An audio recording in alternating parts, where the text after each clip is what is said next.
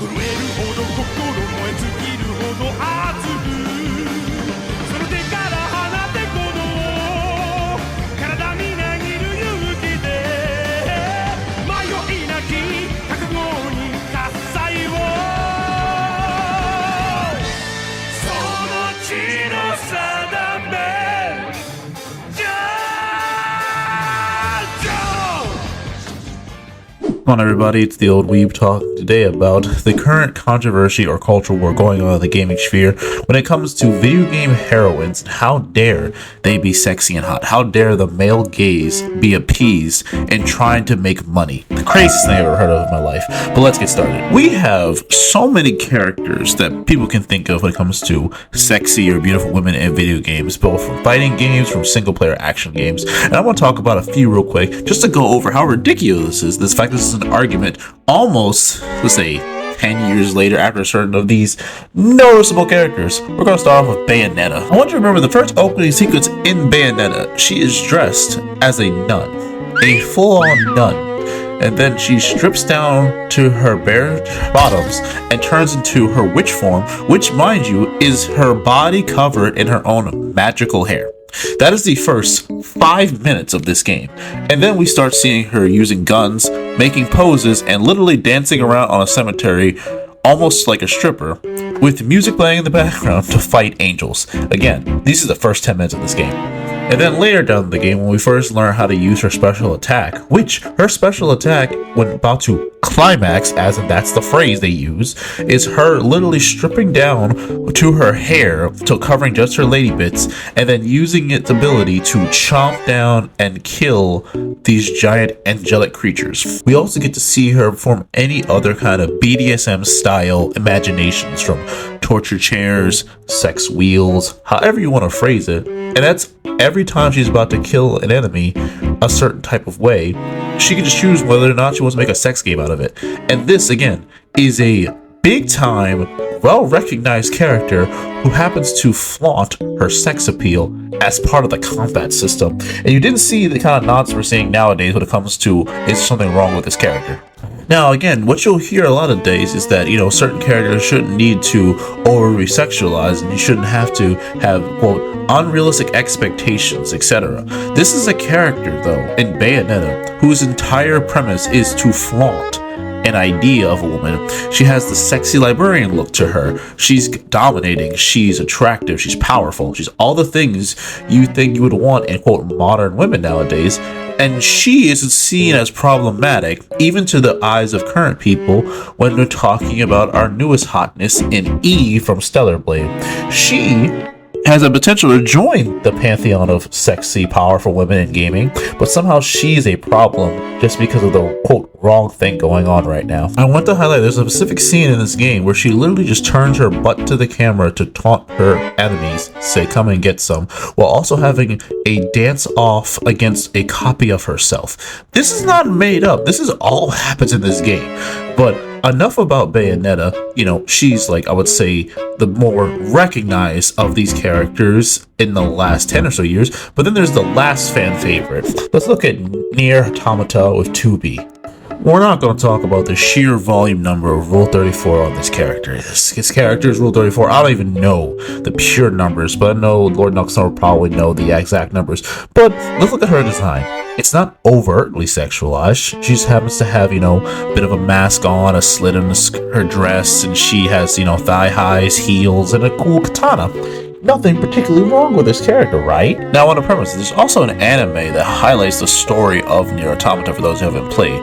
But if you watch the anime, they do a great bit of fan service in relation to comparison to the game, where you can almost always see up her skirt, and it's kind of just the nature of the camera angles. And she does kind of do a thing in the game where if you look too long, she will like whoosh away and like turn, so you can't do this anymore. Kind of a built-in feature.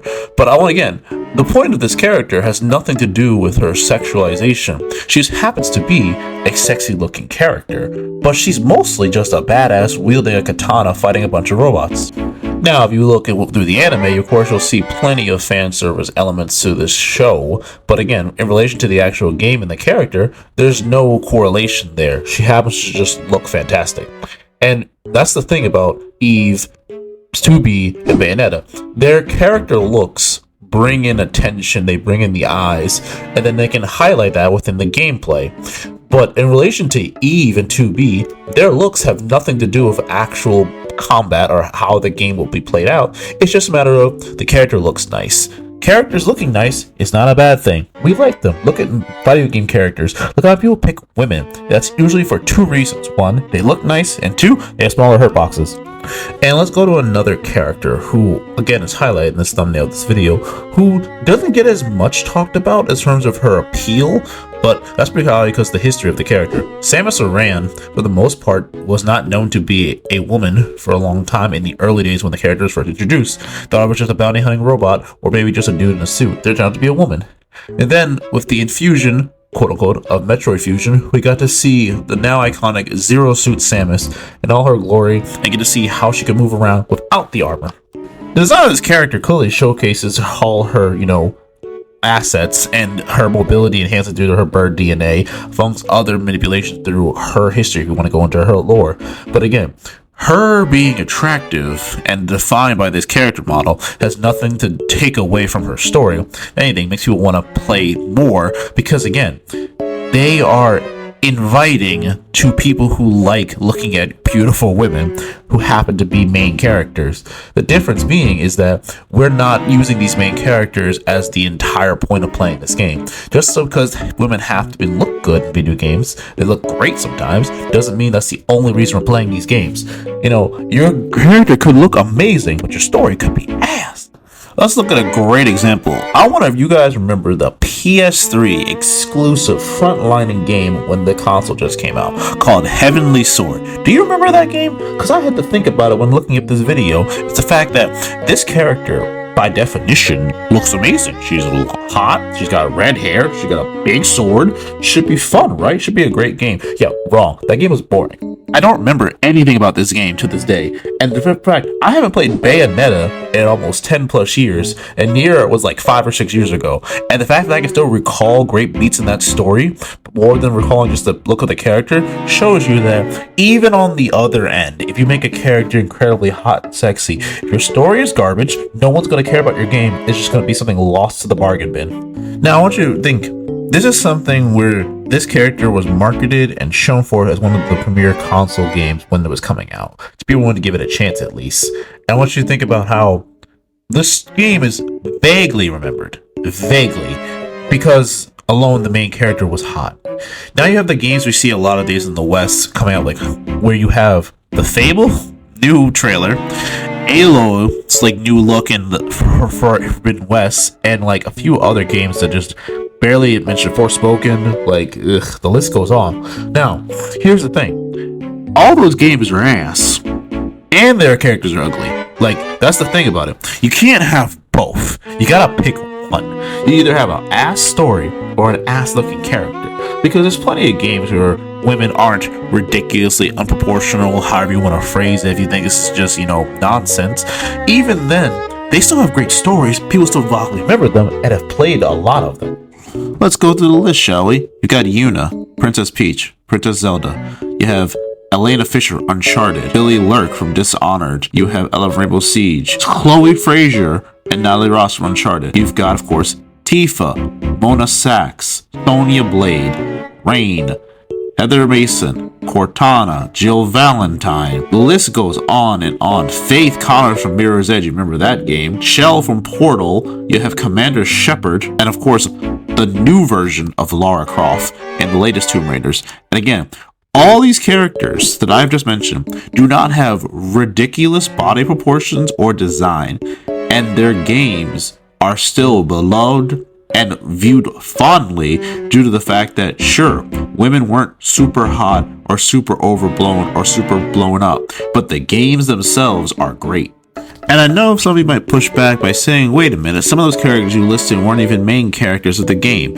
Some of them were just side characters. It's like, yeah, they might have been side characters, but they're still, again, more prominently remembered because they're part of a great story, as opposed to just a side character who happened to be hot.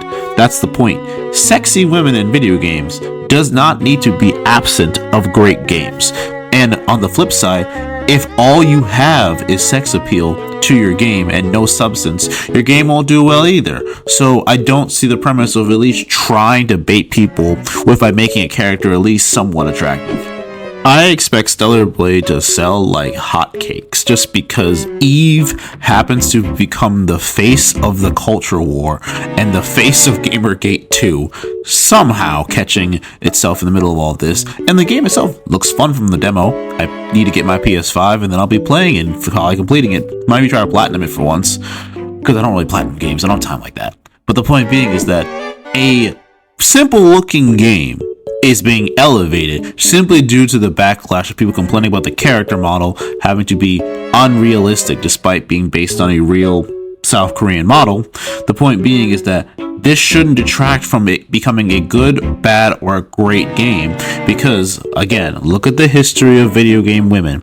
You can be sexy, you can be powerful, and you can be well written, but you just can't be only one or your game's not gonna sell regardless. So please stop the nonsense and let's please just let games be games. They don't need to be a message. They don't need to make this entire political statement. They're just video games. We're here to have fun. I'm here to have a time off from life and just enjoy my time mashing buttons, not mashing politics.